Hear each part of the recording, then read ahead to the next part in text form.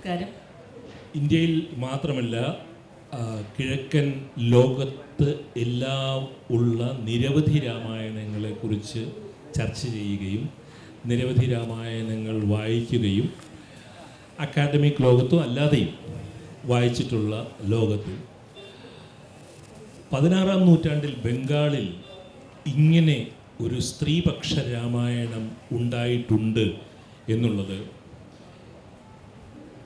ഈ രാമായണം മലയാളത്തിലേക്ക് വിവർത്തനം ചെയ്യപ്പെട്ടപ്പോഴാണ് ഞാൻ അറിഞ്ഞത്.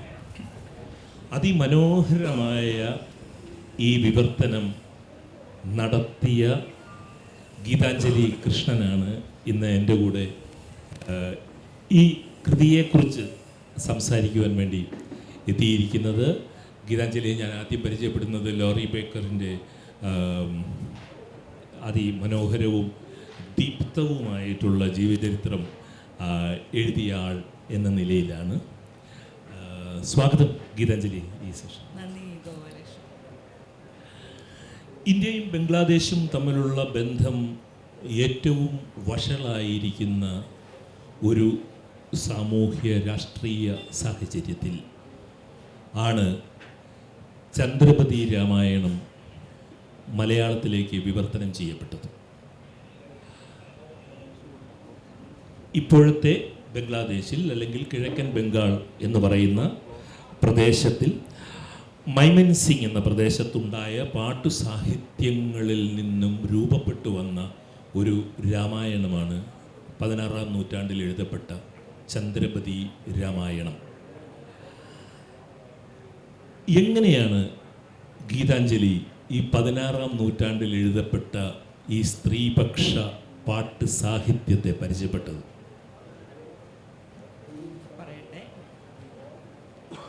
നമ്മുടെ ഒരു സീതാപക്ഷ കാവ്യമുണ്ട്, ചിന്താവിഷ്ടയായ സീത, ആശാൻ്റേത്. അത് വായിച്ച ഒരു പാരമ്പര്യം എനിക്കുണ്ട്. 1919 ആശാൻ ചിന്താവിഷ്ടയായ സീത പ്രസിദ്ധീകരിക്കുന്നത്.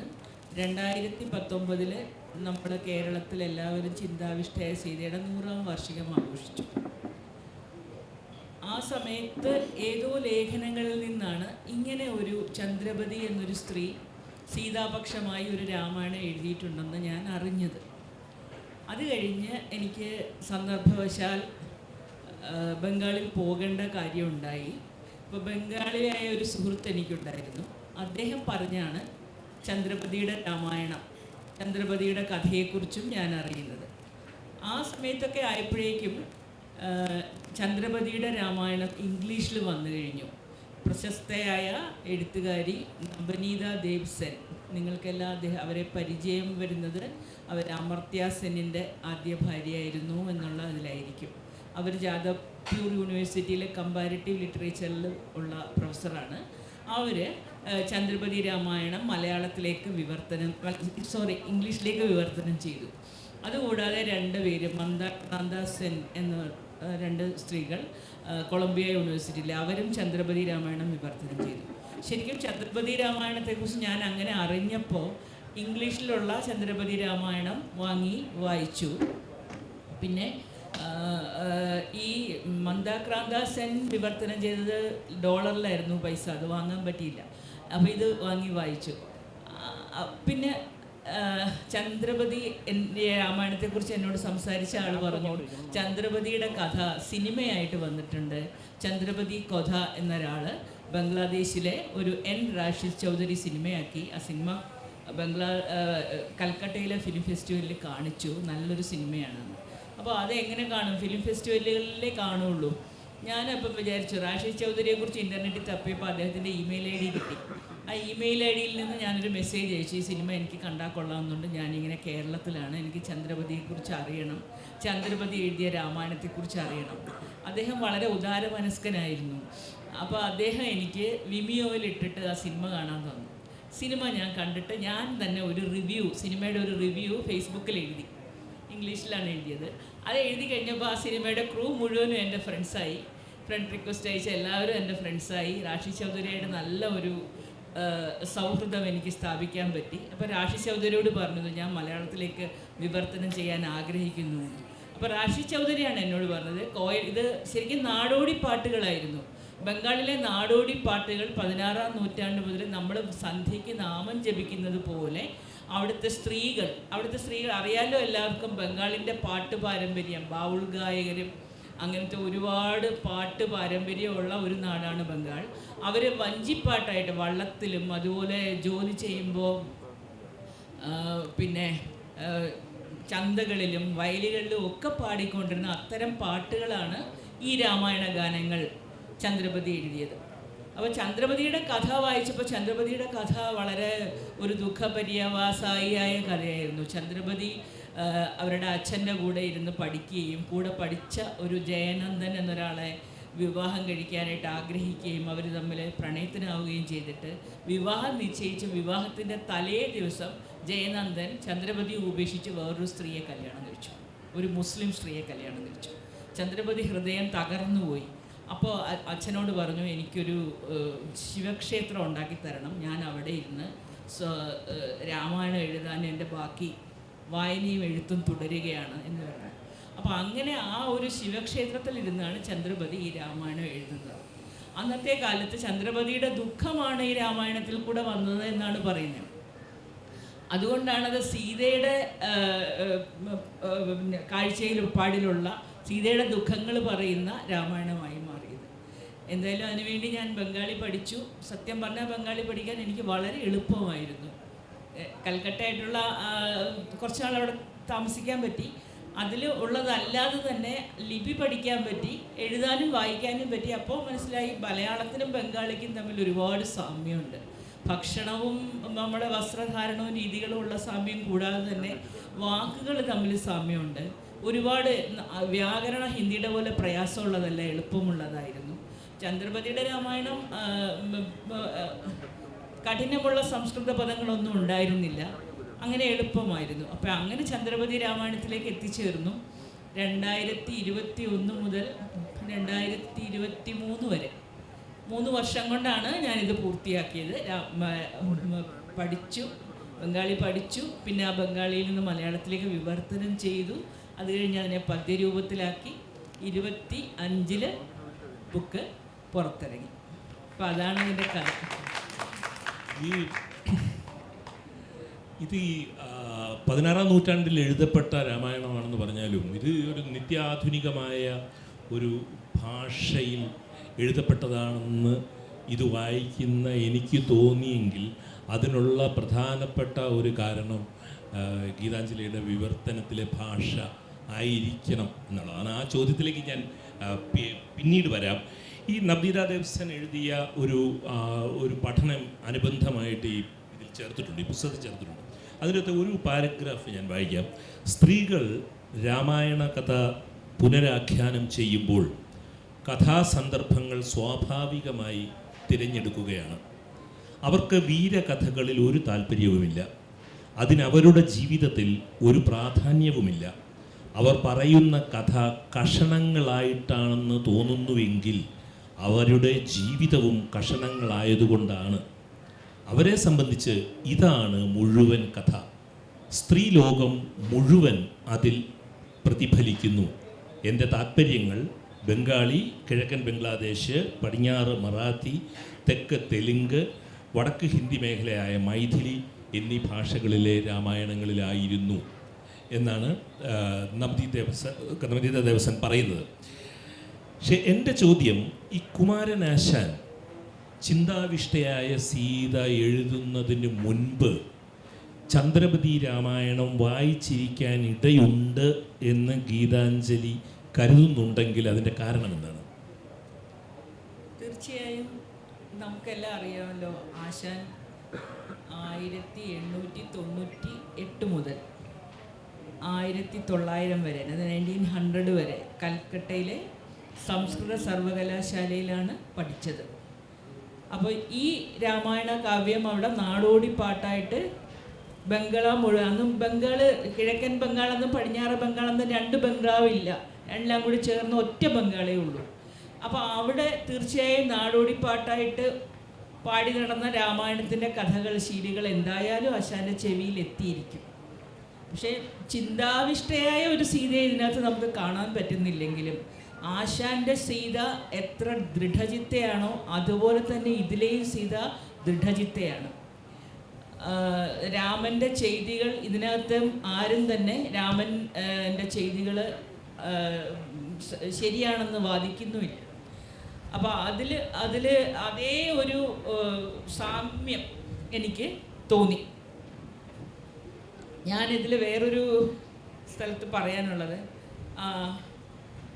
സീത അവസാന അഗ്നിപ്രവേശനത്തിൽ രാമൻ സീതയെ കൊണ്ടുവരുമല്ലോ. സീതയുടെ യാഗം ചെയ്യുമ്പം ഭാര്യ അടുത്ത് വേണമെന്ന് പറഞ്ഞിട്ട്, പിന്നെ വാൽമീകി രാമായണത്തിലൊക്കെ സ്വർണ്ണ പ്രതിമയാണ് വെക്കുന്നത്. സീതയെ കൊണ്ടുവന്ന് അവിടെ അപ്പം വീണ്ടും അഗ്നിപ്രവേശം നടത്തി ചാരിത്രം തെളിയിക്കണമെന്ന് പറഞ്ഞു. അപ്പോൾ ആ സീതയും ആശാൻ്റെ സീതയും ഒരുപോലെ പറയുന്നു, ഞാൻ അഗ്നിയിലേക്ക് പോകുന്നെങ്കിൽ ഞാൻ തിരിച്ചു വരില്ല. അപ്പോൾ ഇവിടെ പറയുന്നുണ്ട്, അഗ്നിപ്രവേശം എനിക്കൊരു പ്രയാസവുമില്ല, നിൻ്റെ പ്രിയമുഖം കാണാനായി വന്നു ഞാൻ. എന്നോട്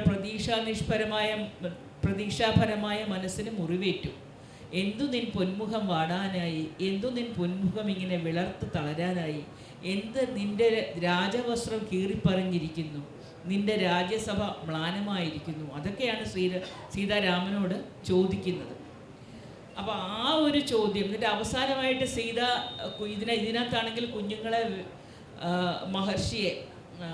വസിഷ്ഠ മഹർഷിയെ ഏൽപ്പിച്ചിട്ടാണ് മരിക്കാൻ പോകുന്നത്.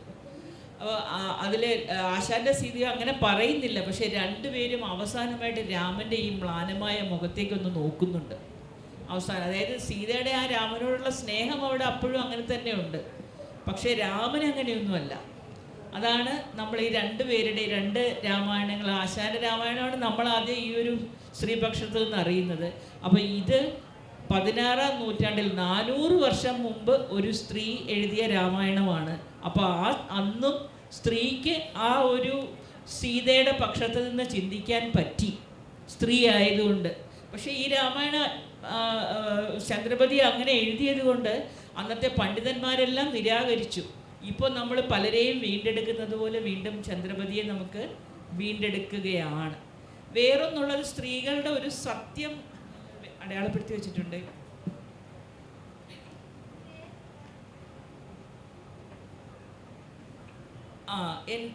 സാക്ഷാൽ ശ്രീരാമൻ താൻ എന്നോട് ഭർത്താവായി വന്നു, നേടി ഞാൻ ലക്ഷ്മണ നിന്നെ എൻ സോദരനായി. എൻ്റെ നിർഭാഗ്യം മാത്രം എനിക്ക് പ്രയോജനം ഇല്ല, ഈ സീതയ്ക്ക് സ്വന്തം വീട് ഈ ഭൂമിയിൽ. ഞാനൊരു പായൽ പോലെ, അതായത് ഇന്നത്തെ ലോകത്താണെങ്കിൽ ഒരു സ്ത്രീയുടെ അവസ്ഥ ഇതാണ്. ഞാനൊരു പായൽ പോലെ, നദിയിലെ പായൽ പോലെ ഒരറ്റത്ത് നിന്ന് വേറൊരു സ്ഥലത്തേക്ക് ഒഴുകിപ്പോവുകയാണ്. എനിക്ക് സ്വന്തമായിട്ടൊരു വീട് ഈ ഭൂമിയിലില്ല. നമുക്കെല്ലാവർക്കും ഉള്ളതാണ്. നമുക്കൊരു വീടില്ല, നമ്മളൊരു വീട്ടിൽ നിന്ന് വേറൊരു വീട്ടിലോട്ട് പറിച്ചു നടന്നു. ആ വീടും നമ്മളുടെ സ്വന്തമല്ല. അപ്പോൾ ഓരോ സ്ത്രീയും ആ വീടില്ലാത്ത സ്ത്രീ എന്നുള്ള ഒരു കാര്യം ചന്ദ്രപതി അടയാളപ്പെടുത്തുന്നതാണ് ഈ പുസ്തകത്തിൻ്റെ ഏറ്റവും വലിയൊരു സത്യം എന്ന് എനിക്ക് തോന്നുന്നുണ്ട്. എന്നിട്ടും ഇത്രയും 400 വർഷങ്ങൾ കഴിഞ്ഞിട്ടും നമ്മൾ ആ സത്യം, വീടില്ലാത്തവളാണ് സ്ത്രീ, എന്നാൽ അവളാണ് എല്ലാ കാര്യങ്ങളും ചെയ്യേണ്ടതും സഹിക്കേണ്ടതും, പിന്നെ ഈ കർത്തൃത്വത്തെ മുന്നോട്ട് കൊണ്ട് നയിക്കേണ്ടത്. ഇതിൽ ഈ കുമാരനാശാൻ്റെ കാര്യം പറയുമ്പോൾ ഈ ചില സ്വാതന്ത്ര്യങ്ങൾ ഗീതാഞ്ജലി എടുത്തിരിക്കുന്നത് ഇതിനകത്തെ ചില അധ്യായങ്ങൾക്ക് അല്ലെങ്കിൽ സർഗങ്ങൾക്ക് തലക്കെട്ടിടുമ്പോഴാണ്. ഇപ്പോൾ ഈ ഗീതാഞ്ജലി വായിച്ച ഭാഗത്തിന് പ്രിയരാഘവ എന്നാണ് തലക്കെട്ടിരിക്കുന്നത്. അത് ശരിക്കും ആശാനുള്ള ഒരു ആദരം കൂടിയായിട്ടാണ് ഞാനതിനെ കാണുന്നത്. ഇതിൽ ശിലാഹൃദയൻ എന്ന് സീത രാമനെ വിളിക്കുന്നുണ്ട്. നവ്ദീത ദേവ്സൻ കോട്ട് ചെയ്തിരിക്കുന്ന ഭാഗത്ത് ശ്രീരാമനെ പാപി എന്ന് പോലും സീത വിളിക്കുന്നുണ്ട്. അത്ര രൂക്ഷമായ ഒരു വിമർശനം കുമാരനാശാൻ്റെ സീതാകാവ്യത്തിൽ ഇല്ല എന്ന് നമുക്ക് തോന്നാം. ഞാൻ ഇനി പോകുന്നത് ഇതിലെ അതുപോലെ തന്നെ ഈ പ്രിയരാഘവ എന്ന് തലക്കെട്ടിട്ട പോലെ തന്നെ വേറൊരു ഭാഗത്തിന് തലക്കെട്ടിട്ടിരിക്കുന്ന രാമരാജ്യം എന്നാണ്. അത് ഗാന്ധിയായിട്ട് കൂടി കണക്ട് ചെയ്യുന്ന രീതിയിലാണ് ഗീതാഞ്ജലി ആ തലക്കെട്ടിട്ടിരിക്കുന്നത്. എന്താണ് ഗാന്ധി മനസ്സിൽ വിചാരിച്ച രാമരാജ്യം? എന്തായിരുന്നു സീത കണ്ട രാമരാജ്യം എന്നുള്ളതാണ് അതിമനോഹരമായ എന്നാൽ നമ്മിൽ വേദന ഉണ്ടാക്കുന്ന ഒരു ഭാഗമാണ്. ആ ഭാഗം ഞാൻ ഇവിടെ വായിക്കാം. അതായത് സീത പോയി കഴിഞ്ഞ രാമരാജ്യത്തിൻ്റെ അവസ്ഥ എന്താണെന്നുള്ളത്. സീത പോയി കഴിഞ്ഞിട്ടുള്ള രാമരാജ്യം നാടുകടത്തി മൈഥിലിയെ കൊടുങ്കാട്ടിൽ, ലക്ഷ്മണൻ അയോധ്യയിൽ ഖിന്നനായി തിരിച്ചെത്തി. ആ ദിനം തൊട്ട് അയോധ്യയിൽ കണ്ടു ജനം നിരാശയായി ദുർദശ പിടികൂടിയ നഗരത്തെ. വയലുകൾ തരിശായി, നദികൾ വറ്റിപ്പോയി, മരങ്ങൾ കായ്ക്കാതായി, വള്ളികൾ പൂക്കാതായി, ഭീതിയും രോഗവും മൂലം പ്രജകൾ കഷ്ടത്തിലായി. നദികൾ സ്ഥാനം മാറി, തീരങ്ങൾ തൂർന്നുപോയി, കാലവർഷം വേണ്ട സമയത്ത് പെയ്യാതായി, കൊയ്ത്തുകാലത്ത് നദികളിൽ വെള്ളം പൊങ്ങി. സത്യം മറന്ന് ജനം പാപത്തിൻ വഴി തേടി, കുഴങ്ങി രാമൻ, ഭരണം നീങ്ങാതായി. ഉറക്കമില്ല രാത്രികൾ ഗ്രസിച്ചു രഘുവിനെ, വിശപ്പ് വറ്റിപ്പോയി രാമൻ്റെ പകലുകൾ. പ്രസരിപ്പില്ലാത്ത അയോധ്യ രാമനു മടുപ്പായി, രാജസഭയ്ക്ക് അന്തസ്സും മഹത്വം പോയി. സമ്പത്തില്ല രാജ്യം പണ്ഡിതരുപേക്ഷിച്ചു, മുനിമാരെല്ലാവരും ദേശത്തു വരാതായി. ദുരാത്മാക്കൾ തൻ ആസ്ഥാനമായി അയോധ്യ, ദിനം തോറും അങ്ങനെ ചൈതന്യം നശിച്ചുപോയി. ലക്ഷ്മിയില്ലാത്ത ശ്രീകെട്ട രാജ്യമായി മാറി. രാജാവിൻ പാപഭാരം പ്രജകളും ചുമക്കേണം, മുതിർന്നവർ പഴിചാരി സ്വയം കൃതാനാർത്ഥം. ഇതാണ് രാമരാജ്യം, സീത പോയ രാമരാജ്യം എന്നുള്ളത്. ഇതിൽ നിന്നും എത്രയോ വ്യത്യസ്തമായ ഒരു രാമരാജ്യത്തെക്കുറിച്ചാണ് രാമനെ മാത്രം ഒരുപക്ഷെ മനസ്സിലാക്കിയ ഗാന്ധി പറഞ്ഞത് എന്നും ഈ ചന്ദ്രപതി രാമായണം വായിക്കുമ്പോൾ നമുക്ക് തോന്നും. എൻ്റെ അടുത്ത ചോദ്യം, വയലാർ എഴുതിയ പ്രശസ്തമായ കവിതയിൽ സീത രാവണൻ്റെ പുത്രിയാണ് എന്നുള്ളത് നമുക്കറിയാം. രാവണപുത്രി എന്ന കവിത ചന്ദ്രപതി രാമായണത്തിലും അങ്ങനെ തന്നെയാണ്. സീത രാവണൻ്റെ പുത്രിയാണ്. എന്നാൽ രാവണപുത്രിയാണെന്ന് അറിഞ്ഞുകൊണ്ടാണോ രാവണൻ ഈ രാമായണത്തിൽ സീതയെ തട്ടിക്കൊണ്ടുപോകുന്നത്? അത് വയലാറിൻ്റെ രാവണപുത്രി എന്നുള്ള ആ ഒരു മിത്ത് വയലാർ കമ്പരാമായണത്തിൽ നിന്ന് എടുത്തതാണെന്നാണ് ഞാൻ അറിഞ്ഞത്. ഒരുപാട് നാടോടി രാമായണങ്ങളിലും രാവണൻ്റെ പുത്രിയായിട്ടാണ് സീതയെ കാണുന്നത്. രാവണൻ ഈ ചന്ദ്രപതി പറയുന്നുണ്ട്, രാവണൻ സ്വർഗത്തിനെ ആക്രമിച്ചു, അവിടെയുള്ള അപ്സരസുകളെ എല്ലാം കൊണ്ടുവന്നു ഇവിടെ അശോകവനിയിൽ വെച്ചു. അതുപോലെ സീതയെ കണ്ടപ്പോൾ ഒരു അപ്സരസാണെന്ന് കരുതി, മകളാണെന്നപ്പോൾ അറിയില്ലല്ലോ, ഒരു പെട്ടിയിലാക്കി ഒഴുക്കി കഴിഞ്ഞ മുട്ടയായിട്ട് പെട്ടിയിലാക്കി ഒഴുക്കി വിട്ട ആ കുഞ്ഞ് വളർന്ന് ഒരു സ്ത്രീയായപ്പോൾ രാവണൻ്റെ മകളാണെന്ന് അറിയാൻ രാവണന് ഒരു മാർഗവുമില്ല.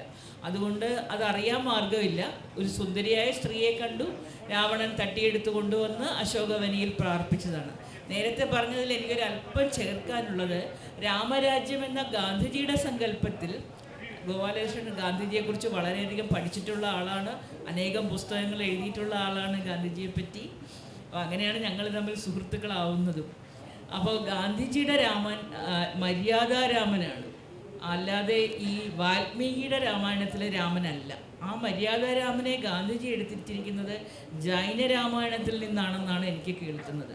വാൽമീകി രാമായണത്തിന് മുമ്പ് ഇന്ത്യയിൽ ധാരാളം രാമായണങ്ങൾ ഉണ്ടായിരുന്നു. ആരാണ് നല്ല ഉത്തമനായ പുരുഷൻ എന്ന് നാരദനോട് ചോദിക്കുമ്പോൾ നാരദൻ അന്ന് നാട്ടിൽ പ്രചരിച്ചിരുന്ന കഥയിലെ ഒരു രാമനെക്കുറിച്ചാണ് പറയുന്നത്. വേറൊന്നുള്ളത്, അങ്ങനെ രാമനെക്കുറിച്ച് പറയാൻ കാരണം വാൽമീകി രാമായണം എഴുതുന്ന 1-ാം നൂറ്റാണ്ട്, ക്രിസ്തുവിന് ശേഷമുള്ള 1-ാം നൂറ്റാണ്ട് കാലഘട്ടത്തിൽ ഇന്ത്യയിലെ രാഷ്ട്രീയം വളരെ കലാപഭരിതമായിരുന്നു. അച്ഛനെ മക്കൾ കൊല്ലുക, അങ്ങനെ രാജ്യം എടുക്കുക, അജാത ശത്രു ബിംബിസാർ അങ്ങനെയൊക്കെ ചെയ്തിട്ടുള്ള ആ കാലഘട്ടമാണ്. അപ്പോൾ ആരാണ് ഉത്തമനായ പുരുഷൻ എന്നുള്ള കാര്യത്തിന് അച്ഛനെ അനുസരിക്കുകയും അച്ഛൻ പറയുന്നതനുസരിച്ച് കാട്ടിൽ പോവുകയും ചെയ്യുന്ന ഇതാണ് ഉത്തമ പുരുഷൻ എന്ന് കാണിക്കാൻ വേണ്ടിയാണ് വാൽമീകി രാമായണം എഴുതിയത് എന്നാണ്. സമയം തീരാറായെന്ന് തോന്നുന്നു. ഈ ഗാന്ധിയും രാമനും തമ്മിൽ ബന്ധപ്പെട്ട് പറഞ്ഞപ്പോൾ ഞാൻ ഒരു വാചകം മാത്രമേ ഞാൻ പറയാം. ഈ അയോധ്യയിൽ ബാബറി മസ്ജിദ് പൊളിക്കുകയും രാമക്ഷേത്രവുമായിട്ട് ബന്ധപ്പെട്ട പ്രശ്നങ്ങളൊക്കെ വന്നപ്പോൾ ഗാന്ധിയുടെ പ്രശസ്തമായൊരു ഉദ്ധരണി അക്കാലത്ത് ചർച്ച ചെയ്യപ്പെട്ടിരുന്നു. ആ, ആ, രാമൻ ജീവിച്ചിരുന്നോ എന്നുള്ളത് എനിക്കൊരു പ്രശ്നമല്ല. എൻ്റെ രാമൻ ചരിത്രപുരുഷനല്ല. എൻ്റെ രാമൻ തുളസീദാസൻ്റെ നായക കഥാപാത്രം മാത്രമാണ് എന്ന് ഗാന്ധിയുടെ ഒരു പ്രശസ്തമായ ഒരു ഉദ്ധരണി കൂടി ഉണ്ട്. 400 വർഷം കഴിഞ്ഞാണ് ചന്ദ്രമതി രാമായണം നമ്മുടെ മുമ്പിലേക്ക് എത്തുന്നത്. എൻ്റെ ചോദ്യം ഗിരി ചേച്ചിയോടാണ്. അന്ന് എങ്ങനെയാണ് ചന്ദ്രമതി രാമായണം എഴുതിയത്? ബംഗാളി ഭാഷയിലാണോ അതോ ഒരു ഓറൽ ട്രഡീഷൻ്റെ ഭാഗമായിട്ട് കൈമാറി വന്നതാണോ? എങ്ങനെയാണ് ഇത് നമ്മുടെ മുമ്പിലേക്ക് എത്തുന്നത്? സിനിമയിൽ ചന്ദ്രപതി കഥ എന്നൊരു സിനിമയുണ്ടായിരുന്നല്ലോ. ആ സിനിമയിൽ ഞാൻ കാണുന്നത് അവർ ഒരുതരം ചുരുൾ തുണികളിലും മരവുരി പോലത്തെ ചുരുളുകളിലുമാണ് അക്ഷരങ്ങൾ കൊണ്ട് ബംഗാളി ഭാഷയിൽ തന്നെയാണ് രാമായണം ചന്ദ്രപതി രചിച്ചത്. അതിനുശേഷം അത് ഗാനങ്ങളായി അന്നത്തെ പാലാ ഗാനശാഖ, നിങ്ങൾക്കെല്ലാം അറിയുമായിരിക്കും അന്ന് ബംഗാൾ ഭരിച്ചിരുന്ന പാലാ രാജാക്കന്മാരെ പറ്റി, അവരുടെ കാലത്തുണ്ടായിരുന്ന ആ ഗാനശാഖയെ പറ്റി പറയുന്ന പാലാ ഗാനങ്ങളെന്നാണ്. അപ്പോൾ അന്ന് പട്ടുവാസന എന്ന് പറയുന്ന ഒരു ചുരുൾ ചിത്രകല അന്ന് ബംഗാളിൽ നിലവിലുണ്ടായിരുന്നു. അവർ ഈ തുണി ചുരുളുകളിലാണ്, കഞ്ഞിമുക്കിയ തുണികളിലാണ് അവർ ആ ചിത്രങ്ങൾ വരച്ചിരുന്നത്. അതുപോലെ തന്നെ അത്തരം തുണിച്ചുരുളുകളിലാണ് ചന്ദ്രപതി എഴുതിയതായിട്ട് സിനിമയിൽ കാണിക്കുന്നത്. പേപ്പർ ഉണ്ടായിരിക്കില്ല, അങ്ങനത്തെ തുണിച്ചുരുളുകളിൽ. അപ്പോൾ ചന്ദ്രപതി എഴുതിയത് തന്നെയാണ്. ചന്ദ്രപതി നല്ല ഒരു സ്കോളറായിരുന്നു. അവർ ബംഗാളി ഭാഷയും സംസ്കൃതവും നന്നായി അറിയുന്ന ഒരു സ്ത്രീയായിരുന്നു. ഇത്രയും നല്ല സെഷൻ നമ്മൾക്കായി പങ്കുവച്ച സ്പീക്കേഴ്സിനും ഇവിടെ ഉണ്ടായിരുന്ന പ്രേക്ഷകർക്കും 1000 നന്ദി. ശ്രീ ഗീതാഞ്ജലി കൃഷ്ണന് മാതൃഭൂമിയുടെ സ്നേഹ ഉപകാരം നൽകാനായി മോഡറേറ്റർ എസ് ഗോപാലകൃഷ്ണൻ സാറിനെ ക്ഷണിക്കുന്നു.